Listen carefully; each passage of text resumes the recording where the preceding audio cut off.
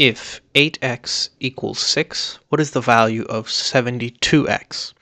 So what we can do is take this equation 8x equals 6 and solve for the value of x.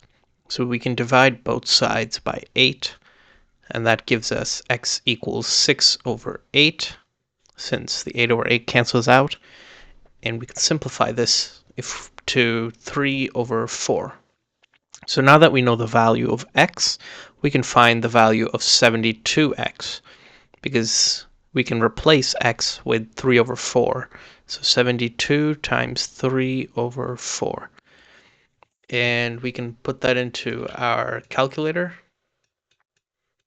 So 3 divided by 4, 0.75 times 72 is equal to 54. So 72x is equal to 54.